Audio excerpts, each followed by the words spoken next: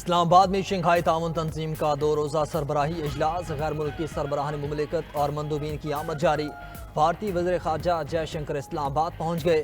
استقبال کے موقع پر روایتی لباس میں ملبوس بچوں نے معزز مہمان کو گلدستے پیش کیے۔ چین، کرغزستان، تاجکستان اور بیلاروس کے وزیر اعظم بھی اسلام آباد پہنچ چکے۔ کرغز وزیر اعظم کو وفاقی وزیر مصدق ملک نے ویلکم کیا۔ تاجک وزیر اعظم کا وفاقی وزیر جام کمال نے استقبال کیا۔ بیلاروس کے وزیر اعظم کو وزیر قانون اعظم نذیر تارا نے خوش آمدید کہا۔ ترکمانستان کابینہ کے ڈپٹی چیئرمین بھی اسلام آباد پہنچ گئے۔ وفاقی وزیر خالد مقبول صدیقی نے استقبال کیا۔ ایس یو اجلاس میں 8 ممالک کے وزیر اعظم شریک ہوں گے۔ وزیر اعظم آج مہمانوں کے اعزاز میں عشائیہ دیں گے۔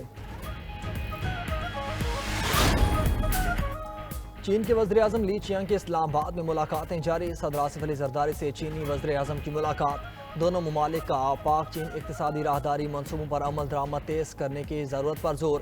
آصف زرداری نے کہا کہ چین کے ساتھ تعلقات پاکستان کی خارجہ پالیسی کا اہم جز ہے۔ چینی کمپنیاں سرمایہ کاری کے مواقع سے فائدہ اٹھائیں۔ صدر مملکت کا دہشت گردانہ حملے میں چینی شہریوں کی ہلاکت پر اظہار تعزیت۔ چینی مہمان کے لیے صدر کے ظہرانے میں وزیر اعظم شہباز شریف، وفاقی وزراء اور چیئرمین سینٹ بھی موجود رہے۔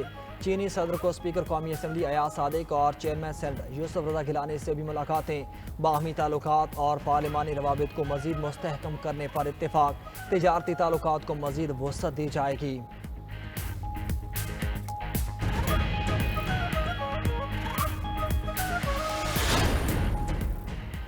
ستائیس سال بعد بڑے ایونٹ کی میزبانی اہل وطن کے لیے قابل فخر۔ شنگھائی تعاون تنظیم کے سربراہی اجلاس کے لیے اسلام آباد سج گیا۔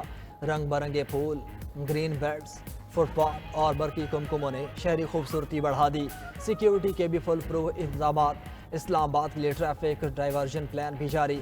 ہر قسم کی ہیوی ٹریفک کا داخلہ بند۔ میٹرو بس سروس بھی معطل۔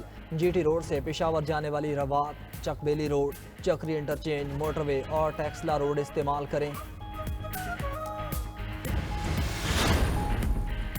حکومت کی پیشکش قبول، تحریک انصاف نے آج کا احتجاج مؤخر کر دیا۔ Chairman P T I barrister Gohar نے کہا، بانی کا طبی معائنہ کرانے کی یقین دہانی پر احتجاج مؤخر کرنے کا فیصلہ کیا۔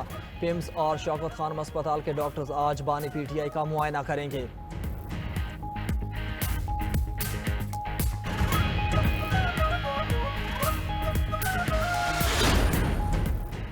26ویں آئینی ترمیم سے متعلق سیاسی حلقوں میں ہلچل، اتفاق رائے کی کوششیں جاری۔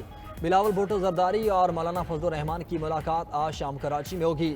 Chairman Peoples Party Bilawal Bhutto کا کہنا ہے کہ آئینی عدالت کا مینڈیٹ عوام نے دیا، اس پر مخالفت ذاتی پسند اور ناپسند کی بنیاد پر ہے۔ مخالفین ماضی میں وفاقی آئینی عدالت کی حمایت کر چکے۔ صدر آصف علی زرداری اور بلاول بھٹو کل نواز شریف سے ملیں گے۔ مولانا فضل الرحمان اور نواز شریف کے درمیان بھی کل ملاقات کا امکان۔ بڑی بیٹھکوں میں مجوزہ آئینی ترمیم پر حتمی مشاورت ہوگی۔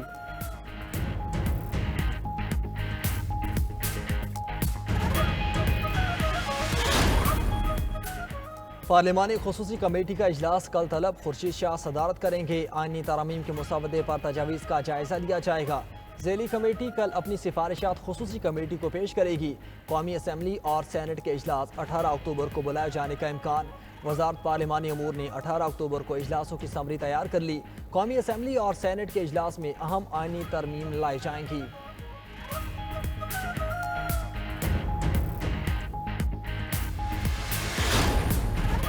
پشاور ہائی کورٹ میں آئینی ترامیم سے متعلق کیس کی سماعت، عدالت نے اٹارنی جنرل کو آئندہ سماعت پر طلب کر لیا۔ چیف جسٹس اشتیاق ابراہیم کی سربراہی میں 3 رکنی بینچ نے سماعت کی۔ سماعت 22 اکتوبر تک ملتوی۔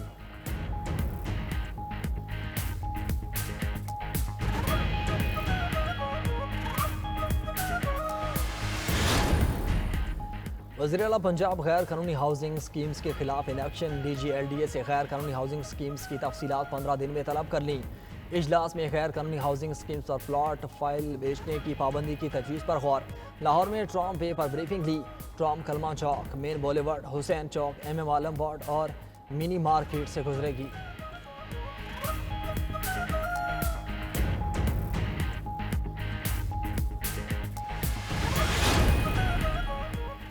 سندھ حکومت کا ساحلی بیلٹ میں ون پاور منصوبہ لگانے کا فیصلہ۔ وزیر توانائی سندھ ناصر حسین شاہ حاجی علی حسن زرداری کی زیر صدارت اجلاس میں اہم فیصلے۔ ناصر شاہ کہتے ہیں کہ ون پاور منصوبے میں مقامی افراد کو بھرتی کیا جائے گا۔ حاجی علی حسن زرداری نے کہا منصوبے سے مقامی افراد کو روزگار ملے گا۔ ٹھٹھا کے لوگوں کو زمینوں کا معاوضہ بھی دلائیں گے۔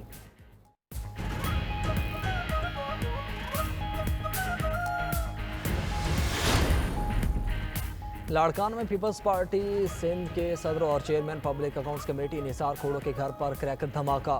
موٹر سائیکل سوار 2 افراد کریکر پھینک کر فرار۔ کریکر دیوار کے باہر گر کر پھٹا۔ جانی نقصان نہیں ہوا۔ حملے کے وقت نثار کھوڑو لاڑکانہ میں موجود نہیں تھے۔ نثار کھوڑو کہتے ہیں کہ ایسے دھماکے انہیں جمہوریت اور عوام کے لیے جدوجہد کرنے سے نہیں روک سکتے۔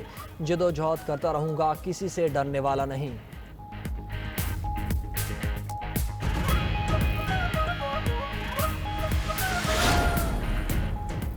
Chairman APSA professor doctor Abdulrahman کی پنجاب گروپ آف کالجز کے خلاف بے بنیاد اور گمراہ کن سوشل میڈیا مہم کی شدید مذمت۔ چیئرمین ایسوسی ایشن of private sector universities of Pakistan نے کہا 2 روز سے سوشل میڈیا پر جاری مہم تعلیم دشمنی اور دہشت گردی سے کم نہیں۔ منفی پروپیگنڈا معاشرے میں فساد اور بگاڑ کا سبب ہے۔ جھوٹ پھیلانے والوں کے خلاف سخت کارروائی ہونی چاہیے۔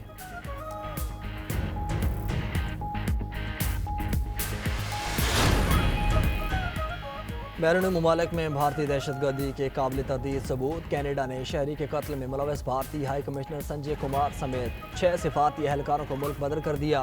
وزیر اعظم جسٹن ٹروڈو نے کہا کہ قتل میں بھارتی حکومت براہ راست ملوث ہے۔ بارہا درخواست کے باوجود تعاون سے انکار کیا گیا۔ کینیڈین شہری کا قتل کسی صورت قبول نہیں۔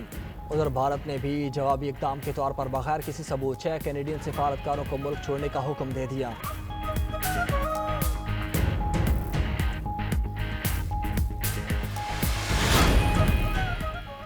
پاکستانی بلے باز کامران غلام کا انگلینڈ کے خلاف ڈیبیو ٹیسٹ میں سنچری کا کارنامہ۔ ڈیبیو پر سنچری بنانے والے 13ویں پاکستانی کھلاڑی بن گئے۔ انگلینڈ کے خلاف ڈیبیو پر سنچری بنانے والے پاکستانی کا منفرد اعزاز اپنے نام کیا۔ ٹیسٹ میں 5 سال بعد کسی پاکستانی کھلاڑی نے ڈیبیو پر سنچری بنائی۔ انگلینڈ کے خلاف دوسرے ٹیسٹ میں 2 وکٹیں جلد گرنے کے بعد سائم ایوب اور کامران غلام کی 149 رنز کی ہم شراکت۔ سائم ایوب 77 رنز بنا کر آؤٹ ہوئے۔ پاکستان نے 4 وکٹوں پر 240 رنز بنا لیے۔ عبداللہ شفیق 7، کپتان شان مسعود 3 اور سعود شکیل 4 رنز سے آگے نہ بڑھ سکے۔ جیک لیچ کی 2 وکٹیں۔